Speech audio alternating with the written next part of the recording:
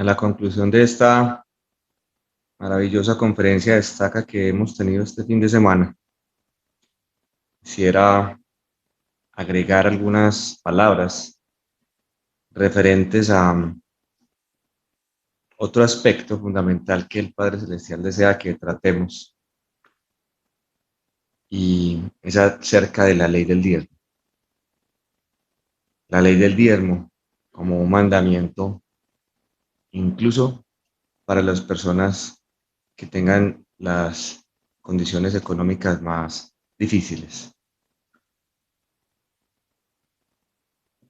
No sé si han recordado el cuento de la canción de Navidad de Charles Dickens, que ha sido muy mencionado por muchas autoridades, incluso lo mencionaba mucho el presidente Thomas S. Monson, donde se veía a un eh, empleador muy cruel que no quería darle a su empleado el permiso para el día de Navidad de estar con su familia. Y la persona muy tímidamente le decía, si de pronto le resulta conveniente, señor, me pudiera dar ese permiso. Y el empleador le decía, no, no me resulta conveniente, es más, no lo considero justo. Y si yo tuviera que retenerle su salario, o si usted encuentra esto como un pretexto para robarme cada 25 de diciembre, era como la posición que tenía este señor. Y realmente el señor Scrooge, así como muchos otros hombres naturales y egoístas que podemos llegar a ser en algún momento, el sacrificio nunca es conveniente. Y queremos arrancar por ahí, que nunca pensemos que podemos alcanzar cosas sin sacrificio. El sacrificio es conveniente. El hombre natural tiene la tendencia a pensar solamente en sí mismo y dejar en segundo, tercer y cuarto lugar los demás. El hombre natural no le nace abiertamente sacrificarse porque tiene un apetito insaciable de obtener más. Aquí estamos lanzando la voz de alerta para que no seamos de ese tipo de pensamiento. Entonces, debido a que el hombre natural tiene esa tendencia de acaparar o consumir, es decir, de buscar todo para su propio beneficio y no pensar en pagar un precio o un sacrificio por lo que está recibiendo, y hablo específicamente de un precio o sacrificio de seguir la voluntad del Señor y servir a los demás. Entonces el Señor sabiamente decidió no aconsejar al pueblo del antiguo Israel que sacrificaran de lo último que tenían, sino que cuando hablaba del rebaño que tenían que escoger para entregar en sacrificio, no les dijo, vaya y busquen de lo último que tengan, de lo más malito, de lo que les sobre, de lo más endeble, sino que al contrario, les pidió las primicias, lo mejor, el más gordo, el que no tuviera mancha ni cicatriz alguna, el que tuviera más valor para ellos, no lo que sobrara, sino las primicias. Eso está en Deuteronomio, Antiguo Testamento, capítulo 26. También está en el libro de Mormón, en Mosía, capítulo 2. También está en el libro de Moisés, capítulo 5. Realmente el verdadero sacrificio ha sido un sello distintivo para los hombres y mujeres fieles desde el principio hasta hoy. Entonces, hay unos extremos entre las personas, por ejemplo, que no se quieren sacrificar. Uno, podríamos hablar de el hombre rico que no quiere dar el sacrificio. No ve la necesidad, tiene abundancia, tiene carro, casa cómoda, no tiene ningún motivo para salir de su zona de confort. Pero el otro extremo es el hombre pobre, que por su condición de pobreza cree que no tiene la capacidad de poder dar ese sacrificio. Y ambos extremos son muy peligrosos. Pero, ¿qué tal si nos hacemos las siguientes preguntas? ¿Cómo podría uno pedirle a alguien que de pronto está padeciendo hambre para que coma menos? ¿O cómo hay alguien que de pronto tenga unas circunstancias muy difíciles, del cual dijéramos, no debemos esperar de él o de ella ese sacrificio. Quizá una familia esté pasando por una situación tan difícil como para que el obispo le diga que no se le debe pedir que pague el diezmo. Hay tantas personas que he visto que cuando uno está en esa situación, de pronto algún líder incurre de pronto en esa situación de decirle, no, usted no tiene la necesidad y esa persona ha dicho, no me quite el privilegio, porque esa persona comprende el privilegio que tiene de poder sacrificar algo de sí para Dios. Entonces, el Señor nos enseña valiéndose de circunstancias extremas para poder ilustrar en nuestra mente, en nuestro corazón, un principio eterno. Y hay una historia que califica perfectamente para ilustrar y reunir estos dos temas del que estamos hablando, el sacrificio y el diezmo. Y es la historia de la viuda de Sarepta. Para muchos de ustedes es muy familiar. Vamos a ver si esta manera de verlo nos da más luz y conocimiento y quizá algo de revelación para hacer un cambio en nuestras vidas si es necesario, o para aprender un poco más y enseñar. Entonces, ese es un ejemplo de una persona que está viviendo una pobreza extrema. Y vemos que la misericordia no puede robarle la justicia, pero tampoco puede robarle el sacrificio. Así que vamos a ver cómo la verdadera medida del sacrificio no es tanto lo que uno da como sacrificio, sino que es lo que uno sacrifica para dar. Es decir, de no estar dando de lo que me está sobrando, que me da comodidad hacerlo, sino más de lo que estoy haciendo, sacrificio para poder hacer, que me está representando salirme de la zona de comodidad. Entonces, la fe realmente no se pone a prueba, no se pone a prueba mucho cuando tenemos, por ejemplo, nuestra despensa llena, sino cuando está vacía. Y cuando hablo de la despensa, estoy queriendo ampliar nuestra visión, no solamente los temas temporales del mercado en la despensa literalmente, sino también en cualquier situación espiritual y emocional que tengamos. Cuando estamos muy bien, estamos muy contentos, estamos en una zona tranquila, no tenemos de forma natural la necesidad de sacrificarnos. Pero cuando toca, ahí sí es que uno busca y busca soluciones y quizá a lo último muchos dirán, bueno, tocará ayunar, ¿no? A ver si encuentro la solución. Y entonces buscó un montón de alternativas y dejó al Señor de último. Bueno, tocará orar, tocará leer las escrituras, cuando en realidad fue lo primero que tuve que haber hecho. Entonces, en los momentos de crisis, aquellos momentos determinantes en nuestra vida que nos enseñan, en esos momentos no vayamos a pensar que esos momentos son los que crean nuestro carácter o nuestro modo de ser. Para nada. Nosotros tenemos un carácter y un modo de ser. Más bien esos momentos de crisis lo que sí hacen es que ponen de manifiesto ese carácter o forma de ser de nosotros. Es donde verdaderamente el Señor y las personas que están a su alrededor pueden ver de qué estamos hechos, pueden ver qué estamos dispuestos a hacer, qué estamos dispuestos a sacrificar. Así que la crisis misma constituye la prueba. La viuda de Sarepta, por ejemplo, vivió unos días muy difíciles. Eran los días del profeta Elías. Y en esa situación, el Señor mandó sobre la tierra una sequía que duró 3 años y medio. Solo imagínense eso. Nosotros hemos vivido de todo. Los más grandecitos nos tocó la época del racionamiento eléctrico por cuenta de un verano muy fuerte. Y hemos visto situaciones en las noticias de que cuando deja de llover por más de 6 meses, todas las cosechas, todo se altera. Imagínense 3 años y medio.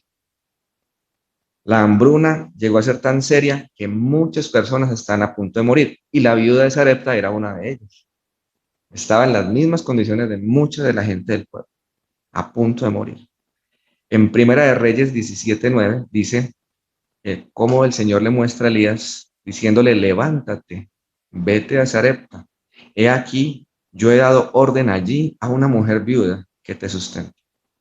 Entonces, ni Elías sabía con qué se iba a encontrar, ni la viuda sabía tampoco con qué prueba se iba a encontrar en medio de una situación tan crítica.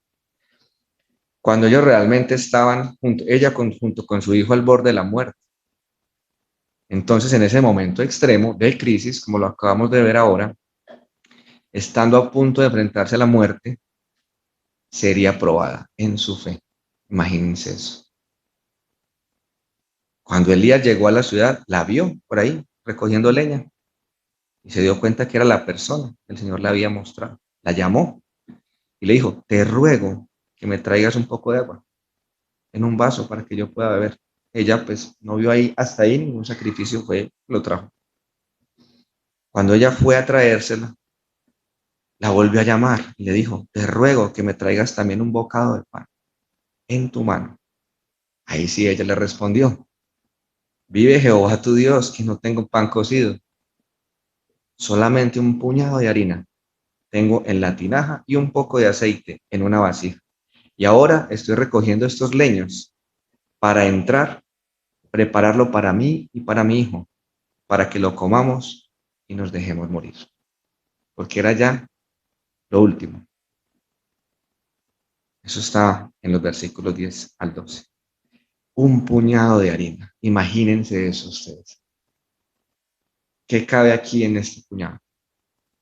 ¿Para cuántas personas puedo yo elaborar alimentos con un puñado de harina y unas cuantas gotas de aceite? Eso es lo que ella tenía. Entonces miren lo que dijo Elías.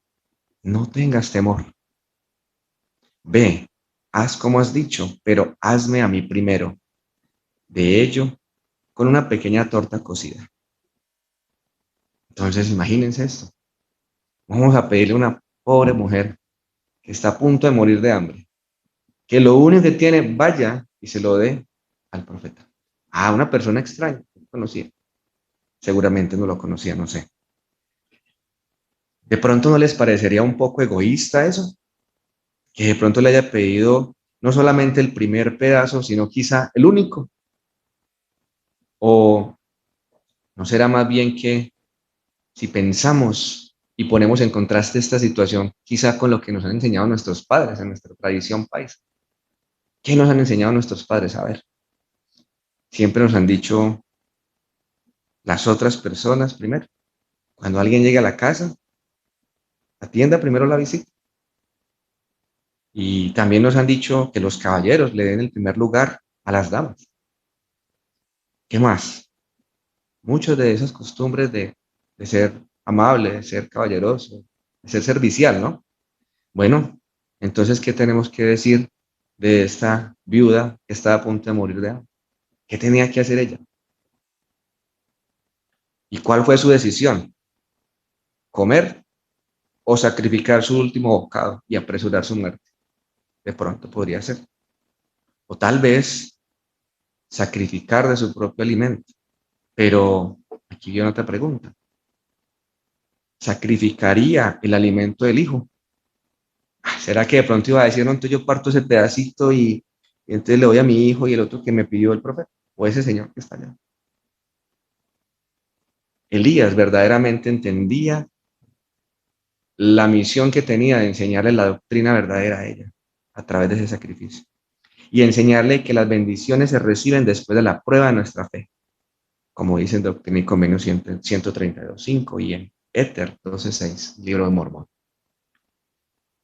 Entonces él tenía la misión, aún por duro que pareciera, porque imagínense al profeta tener que ir a darle esa lección a esta mujer en esas circunstancias, pero era el principio correcto que ella tenía que aprender. Él realmente no estaba siendo egoísta, sino que más bien en calidad de siervo del Señor, como le toca al obispo enseñar sobre el diezmo, y al presidente de Quórum de Elders también, y la presidenta de Sociedad de Socorro, y a la presidencia Estaca, enseñar sobre este principio. Elías estaba allí para dar y no para recibir. Y dar no algo material, sino algo de carácter eterno, un principio, una doctrina correcta. Entonces miren cómo sigue la historia. Pero hazme a mí primero. Entonces ahí empezamos a entender en el contexto, ¿qué era ese primero? Relacionémoslo con el mandamiento que dio el Señor a su pueblo, con las primicias del rebaño. Dijo, deme lo primero, deme lo mejor, y después, entonces lo que le queda, administrelo. Aquí le dijo lo mismo a ella, deme lo primero, lo después, confía y verá qué tendrá. Entonces, hay una promesa que le hizo, dijo, porque Jehová Dios de Israel ha dicho así, la harina de la tinaja no escaseará, ni el aceite de la vasija disminuirá, hasta el día en que Jehová haga llover sobre la faz de la tierra. Y ella tenía dos cosas, o poner su mente a maquinar a ver si partía el pedacito para el hijo, le decía que se fuera mejor, o creer, tener fe. Y era más fácil para ella quizá haber creído esta ley cuando tenía su despensa llena o cuando estaba justo en esa situación. Entonces, ¿qué hizo ella? Fue e hizo como le dijo Elías. Y comió él y ella también y toda su casa por muchos días. Se cumplió. Solo cuando ella puso su acto de fe, sin saber qué le esperaba. Solo tenía en su mente, en sus manos, en su corazón, la promesa de un profeta. Era lo único que tenía, tangible. Entonces, es una razón por la que el Señor se vale de circunstancias extremas para ilustrar doctrinas y para eliminar pretextos, porque creo que tenemos nuestras vidas llenas de pretextos y la pandemia es un pretexto. Desde ayer lo venimos enseñando. Si el Señor espera que aún la viuda más pobre pague su blanca, es decir, sus diezmos, entonces, ¿qué le queda a los que creen que no es conveniente ni fácil sacrificarse? Si el Señor le está pidiendo a esta hermana, a viuda, que aún así pague, entonces de ahí para arriba creo que nadie encuentra pretexto alguno. Ningún obispo ni ningún misionero debe jamás vacilar en carecer de fe para enseñar la ley del diezmo a los pobres.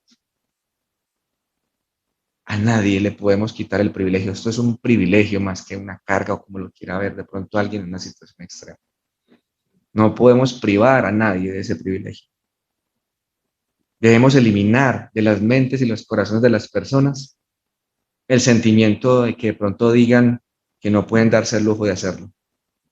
No se trata de eso. Más bien reemplacémoslo por no puede darse el lujo de no hacerlo. Diferente y eterno. Una de las primeras cosas que debe hacer un obispo para ayudar a los necesitados es pedirles que paguen el diezmo. Por esa razón, ese es el tema principal que tiene un obispo cuando tiene su primera entrevista con una persona recién conversa en la iglesia. Eso es justo de lo primero que debe hablar. Al igual entonces que la viuda, si tenemos una familia con una situación bastante difícil, que se enfrente con esa decisión de o pago el diezmo o comer, ellos deben pagar su diezmo. Y más bien, el obispo sabrá qué hacer para ayudarle con alimentos o artículos que necesite, hasta que quizá, con toda seguridad, con el tiempo, llegue a ser autosuficiente. Pero esa familia debe ir en el camino de buscar ser autosuficiente, viviendo las leyes y no encontrando pretextos para no vivirlas por la X o Y circunstancia. Es viviendo las leyes en su plenitud que encuentra la ayuda divina a través del obispo y a través de todo el consejo de barrio para ayudarle. Hay un ejemplo muy especial que fue el del huracán de 1998, huracán Mitch, en Centroamérica. En ese entonces el presidente Gordon B. Hinckley, el profeta, y viajó a visitar a los santos. Los encontró en las peores circunstancias. Les arrancó la casa, se quedaron sin nada, ni qué vestir, ni qué comer, ni dónde vivir. Y al igual que las palabras de Elías, el presidente Hinckley tuvo que llegar con el mismo mensaje, aun cuando viera en su corazón quizá de verse constreñido por todo lo que estaba viendo, su mensaje tenía que ser similar. ¿Y cuál fue? Decirles que el sacrificio y la obediencia a la ley del diezmo era clave, pero ¿Cómo se le podía pedir a estas personas esto? El presidente sabía que el tema de la ropa, el tema de la vivienda, era una crisis que ellos podían superar. Pero él también sabía que la ayuda más importante no era la que le iba a llegar de todos esos grupos de ayuda humanitaria para ayudarles a reconstruir su casa o tener ropa otra vez, así fuera usada. No, él sabía que la ayuda más importante que ellos iban a recibir era la que viene de Dios y no la del hombre. Entonces, él deseaba ayudarles a abrir las ventanas de los cielos, tal y como se promete en Malaquías 3:10. Y esta era la perfecta crisis, situación extrema, para que ellos entendieran y comprendieran como nunca esa palabra perfecta que dice abrir las ventanas de los cielos. Entonces el presidente Hinckley les enseñó que si pagaban el diezmo, siempre tendrían alimentos en la mesa, ropa que ponerse y techo bajo el cual resguardarse. Solo imagínense usted una situación de esta donde le faltaban las tres cosas, recibiendo estas palabras del profeta. Entonces, realmente, imaginemos una situación cuando estamos sirviendo los alimentos. Es mucho más fácil apartar un plato de la cena desde el principio para alguien que sé que va a venir, que más bien empezar a buscar de lo que sobró después de que ya servimos, a ver si de pronto me alcanza un poquitico para esta persona que llegó a última hora. ¿Cierto que complicado? Como dicen por ahí, toca ir a echarle más agua a la sopa. Y eso no es lo que el Señor desea para Él, que es el Todopoderoso. Cuando no hacemos de las primicias, de lo primero, sea lo que sea, caemos en el riesgo de poner al Señor de lo último, a esperar, a ver si de pronto raspo la olla y le alcanza algo para Él. Triste y preocupante al mismo tiempo, ¿cierto? Entonces, de igual manera, no es mucho más fácil para nosotros darle al Señor de las primicias que esperar a que haya suficiente de sobra para darle a Él. Creen que Él merece que lo tratemos así.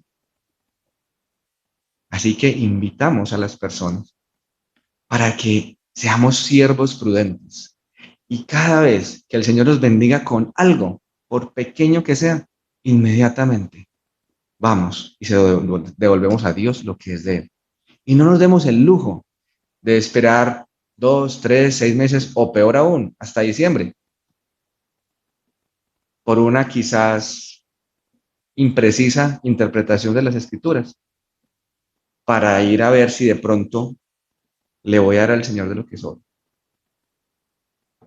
En calidad de organizador de nuestro festín, no debería ser el Señor nuestro invitado de honor. ¿Qué pasa cuando tenemos una fiesta y tenemos un invitado de honor? Lo sentamos en el centro, mejor dicho, ¿qué quiere, qué necesita? ¿Por qué el Señor no le damos ese lugar en nuestras vidas? ¿Por qué? Así que debemos buscar oportunidades para enseñar a nuestros hijos estos principios, la que quieran, la cajita, el frasquito, para que nuestros hijos pequeños sepan que cuenten 10 monedas y le devuelven una al Señor y las otras 9 es de ellos. Cualquiera que sea la calidad de enseñanza que demos a nuestros hijos va a ser supremamente valiosa y nunca lo van a olvidar. Y van a aprender desde pequeños este principio perfecto. Para que, una vez más, pensando en el crecimiento real que Dios desea de nosotros, podamos aportar otro aspecto más de nuestra vida para que las ventanas de los cielos se abran y vengan las bendiciones prometidas sobre nosotros, sobre nuestras familias y sobre las personas que el Señor tiene preparadas para que conozcan el Evangelio y puedan entrar por las puertas del bautismo a nuestra iglesia. Pero debemos estar nosotros en una condición tal que merezcamos esa bendición. Por eso el crecimiento real no es un lujo, no es para que tengamos capillas más grandes y cómodas para nosotros, es para que podamos proveer más liderazgo y más, una iglesia más grande, para que todos estos hijos de Dios que están buscando la verdad y no saben dónde hallarla, puedan llegar. Sé con todo mi corazón que esta es la obra del Señor. De esto se trata el recogimiento en esta parte de Sion. Sé que el profeta Nelson es nuestro profeta actual, vidente y revelador. y que Él nos trae la palabra perfecta y moderna y precisa de Dios para que junto con las Escrituras podamos ver por revelación personal y familiar qué es lo que Dios desea que hagamos y salir de inmediato, sin duda, con sacrificio, a cumplir.